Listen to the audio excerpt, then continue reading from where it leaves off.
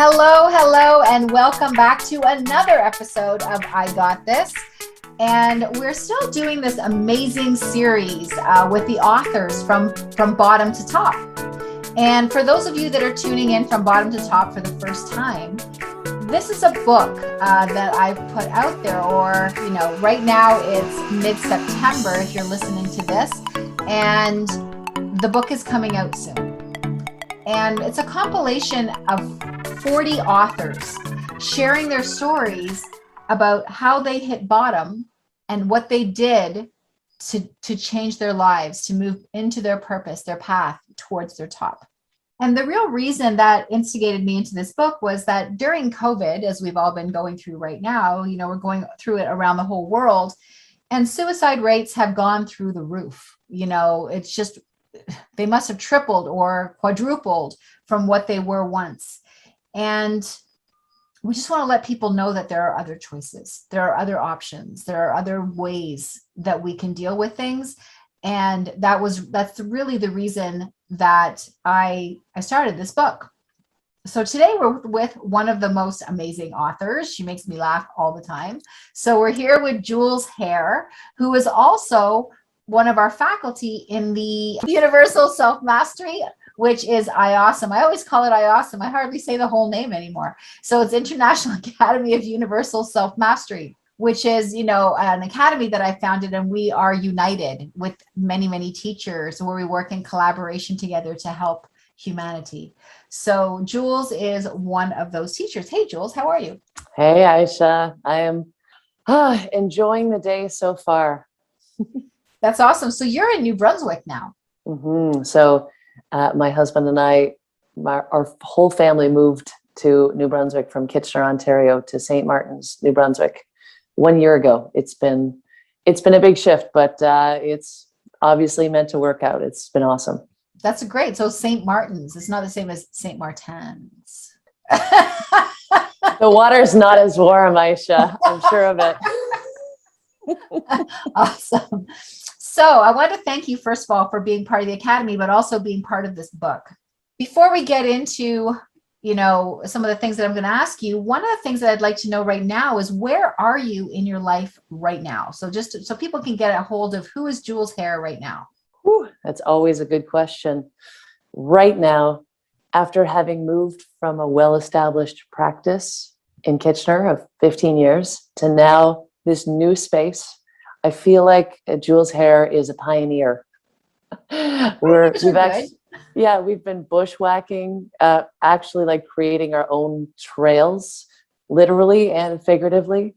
Alternative medicine here in New Brunswick is, everybody will say, 20 years behind. So we're making a name for ourselves in a way that we've never had to make a name for ourselves. And Right. We've been discovering safe words and having time for me to be myself and actually decide what it is that I really want, instead of doing what my mom did and stepping into that reality and what I always thought I was going to become, and actually choosing who I want to be, which is where I'm at now. Well, that's what we all should be doing, choosing who we want to be and how we want to show ourselves to the world. Absolutely.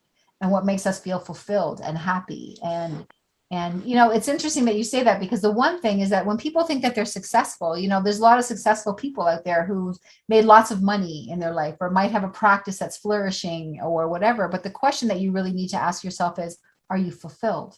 Because happy and successful is not necessarily fulfillment. I can't agree more. Like I said, I left a wonderful house, an amazing community, a booming, thriving practice. I could have continued to make lots of money and just keep doing exactly what I was doing, staying busy. But it no longer felt right to do that, which feels weird, but it was so important to not just keep on that path. And I'm so glad that I followed my gut and that we followed our gut to move. But it did seem ludicrous to most people that we would do that. And that's true too. A lot of times we don't make decisions, or we don't choose because we worry about judgment, and what other people are going to say to us. So in the book, you talked about when you hit bottom, and I don't want you to give away too much of the book right now, because of course I want people to get the book. there was that moment when you hit bottom. There was that moment when you knew, I think I'm in trouble. And, what were the signs? What were the signs? What were the danger signs that sort of said, uh-oh, something's going on here. I think I'm in trouble. Yes. Whew. Danger signs. For me, when I work on the body, I will often say that our body speaks. Sometimes it whispers and sometimes it screams. The danger signs or the warning signs for me, and my story was all about a relationship that needed to come to an end, were those whisperings that became hands that grabbed me and held me down so I would be forced to listen to something I really didn't want to. And so the warning signs were those. And just like all of us in our life, in some way, we get those warning signs and we don't know what to do with them. And then we get distracted and we shake them off and go, oh, I don't know what that was. Thank goodness that's gone. Right. And we just keep living our drama. Yes. And that happened to me a couple of times. But for me, the warning signs are really loud knowings that I'm trying to push away. And I think that, you say that, and we've all been through it. Those moments where we got kind of nudges, we could feel them inside us, something, should I, shouldn't I, like you were getting that feeling.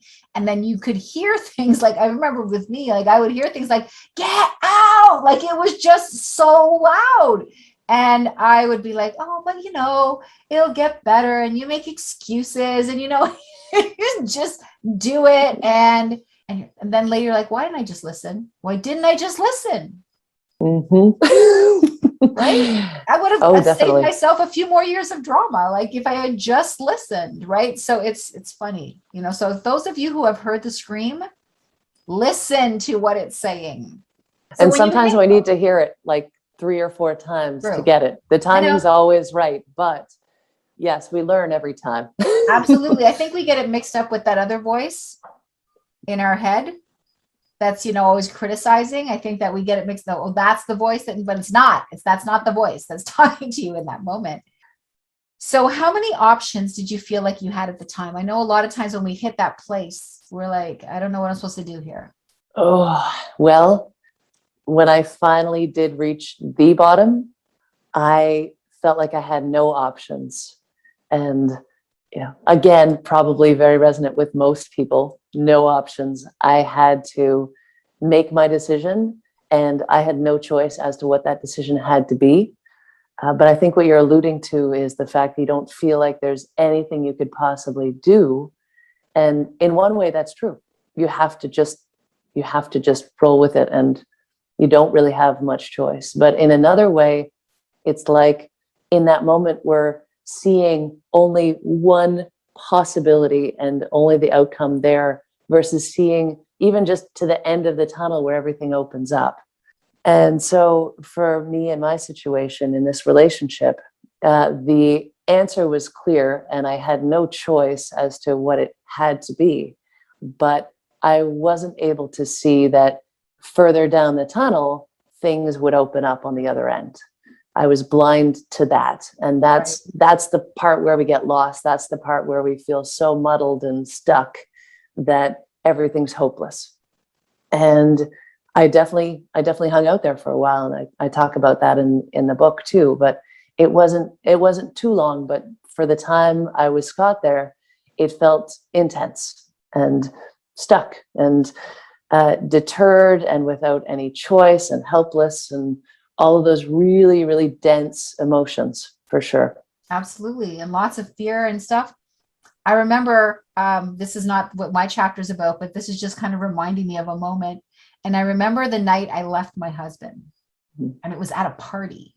So all I was wearing was my party dress and I had my little bag and a key to my car and completely intoxicated. And I was not going home with him. Like he had done one more thing again that he had done so many times. It was like, I am not going home. And I knew that was my night I was leaving. And so he was escorted out of the building. And I remember after the whole night was over, I was sitting beside my car because I couldn't drive it on the side of the street in this party dress, leaning on the tire of my car, going, I have no idea what I'm doing right now. I just know I'm not going home.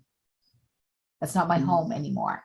And this woman who was at the party walked up to me and she sat down beside me, and I didn't know who she was. I just remember seeing her at the party, and she sat down and she said, "Open your hand." And I was just like, what? I'm drunk too. I'm like, what? And so, and so I opened my hand and she put into my hand these keys. And I said, "What is this?" And she said, "I am leaving for Mexico tomorrow for 2 weeks. I've been where you're at. That's my apartment. I've already called my neighbors. There's food in the fridge. The young lady lives next door, same size as you. There's food, there's clothes in the house waiting for you. And just go to this address. I'm going to stay at a hotel tonight. Go to this address and stay there." Oh, And I was like, holy crap. And I did it. And I did it. And I went to this woman's house. I jumped in a cab and I got there.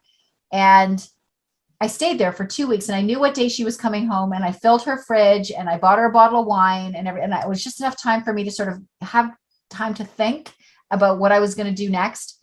And I never, ever saw her again. She was like this amazing angel that just showed up for me. And because I had no idea what I was going to do. I had no credit cards on me. I had no money on me. I had like just this key and my dress that I was wearing. Wow. It's like, what am I doing? And then this woman showed up with the keys to her house. That's a pretty amazing angel steps in story you got there, Ayse. Right? So you never know what's going to show up for you. Mm-hmm. But I do remember in hindsight me saying, what am I going to do next? What do I do? Right. So you did put it out there. I did put it out there, and I said, I don't know what to do next. What do I do? What's next? And the next showed up. It's amazing if all we had to do was ask for it, but we forget to ask. Right? I didn't do the, oh my God, look at me. Why is this happening to me? I just stayed away for some reason from those questions that we ask ourselves, like that are natural, but I didn't ask those. It was like, how do I do this? What's next? And it was so weird because I remember her from the party. It was just this glimpse of her just stopped, she was at the bar, she grabbed a drink, she walked. I remember her from there. And that's about all I remember of ever seeing her. Hmm. And it's just like, wow. And she just showed up and saved my life that night. It was incredible. Hmm.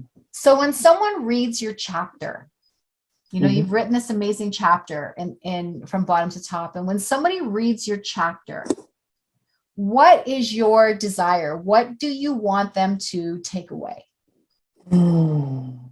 I would say that the most important takeaway, and the reason that I chose to write about that experience, was the fact that we will often not listen to our own instincts, and we will try to talk ourselves out of things. As you said, Ayse, we'll try to, legitimize it in our heads that we should just keep doing this. And, that was, I shouldn't listen to that voice. That was just a fleeting moment.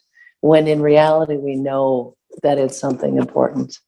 So what I would love for people to grasp from my chapter is that when we listen to our instincts, when we follow the nudges, the whispers, the screams, the kicks, however loud our attention, our inner wisdom has to push to get our attention, when we actually honor it and follow it, the amazing potential that it has, even when we're at our lowest. And that importance of recognizing that we're never alone.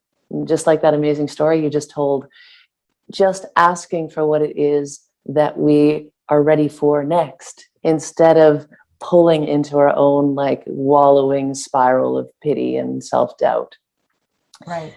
If you can trust that there, even though you can't see it, and you couldn't even comprehend how it could be better, that there's something that's going to happen next, and you're going to be able to see it on the other side way better than you can see it now. But you've got to kind of lean in to trust that. That's what I would love people to recognize in my story, because my story at the time was tumultuous and intense, but looking back on it from a distance through time and through another lens was so perfectly timed that if that hadn't have happened, that really awful, awful moment hadn't have happened, then my life would not be anywhere close to what it is now. And I honor and love and appreciate my life so much right now, and the partner that I did end up finally meeting when I let go of that, amazing person that just wasn't timed right for always. Right. Sometimes they're just the for now. Everything is. It's just the for now. Amazing. And I think what it is too is that we're never, that intuition is always so quiet, right? And then when it does scream at us, we can't possibly even imagine that it's that voice. And here's just one more clue for humanity that you're right, we're not alone, and something is watching us. We have this beautiful energy of our own that's paying attention to what we're doing, and is sitting there for the most part, like, sitting like a passenger in the driver's seat, just looking out the window, checking the scene, what's happening today. And then once in a while you get this nudge, maybe you should make a left, and then there's this day where it grabs the steering wheel and said, I said, make a left. Right. And you have to listen. Mm-hmm. I live that reality daily. The reason we moved here is during meditation, my inner wisdom said, it's no longer right for you to stay here. And I was like, what do you mean it's no longer right for me to stay here? I grew up here. I left. I came back. The kids are grown up here. I've got a house. I've got success. I've got this clinic. I've got a year waiting list. Like, what do you mean? This is it. It's like, no, it's not right to be here anymore.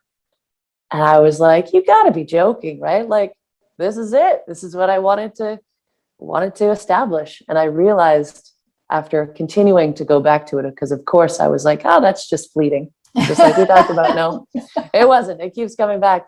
I realize now in retrospect, I had achieved my goal, my adulting goal that I thought I was supposed to achieve. And then to realize that wasn't my thing to achieve. That was what I thought I was supposed to achieve, but it wasn't me. And so the success, just like a athlete who's trained for the Olympics, and then they win the gold medal and they go, okay, what next? Oh, I don't know what next. Whoa. Okay. So I feel like I've been kind of hanging out in that space, but the listening keeps getting more and more acute. That it doesn't have to scream, usually doesn't have to scream, but at least I know it's screaming when it happens. And I think that story is almost about just as important, that it's about that, the discernment of knowing that is your inner wisdom screaming, and that it is looking out for you. And like you said, even if it's your future self that's screaming at you, or your guides, or whatever you believe it to be, there are times it needs to scream, and you can't not listen to it when it's screaming. Right. It's amazing. So what's your favorite tip outside of this amazing, takeaway that you want people to get and really, get illustrated in your chapter? But what's your tip? What's your favorite tip, your favorite strategy to share with people? I would say that one of the most powerful things that I do with people when I'm working with them in my clinic, as well as friends who are struggling, is if we can actually be present and stop and look and listen to what's going on inside of ourselves, or what's going on with the other person, if we're trying to help the other person, that in order to help each other, we can't jump in and try to fix it for them. We have this tendency to want to just fix things for people and solve problems and make them more comfortable and make ourselves more comfortable, because we don't like to see people we love uncomfortable. Right. It makes us uncomfortable. But most importantly, it's about recognizing that our own discomfort is trying to fix things or solve problems, instead of actually being present and listening to what's really going on with the people around us or on the inside. And that is the premise of what I do one-on-one with a person, with their bodies, with friends, with my own practice inside of myself, to myself, and my past self, and my present self, and all of the above, is the stop and just slowing down and looking at what's actually showing up and where it's actually coming from, or what it's actually trying to tell me versus my projected expectation of what that is or should be. And then just listening. And, there are the kindergarten rules, right? Stop, look, and listen. But they're so fundamental. They're rudimentary in our growing. And I keep pulling myself back to it, keep, writing about it, keep pulling other people to it, because it is the basics, the most simple things that are really the most powerful. But we just tend to use complexification, as I call it. We try to make everything so super complex that we get lost in it, and our head runs with it and gets really excited about it, but we forget to be present in our bodies and actually let the whole experience be embodied and connected. And that's where I notice the most power and witness the most transformation as well with others. Awesome. Thank you so much, Jules, for sharing today. And thank you for being an author in From Bottom to Top, Volume 1. And thank you for being a guest today. Yes, thank you for so all that much. you do. And how you help, and how you contribute to the world. And thank you all for listening today, and we'll see you back, or hear you back, or know that you're at the next episode of I Got This, and talk to you all soon.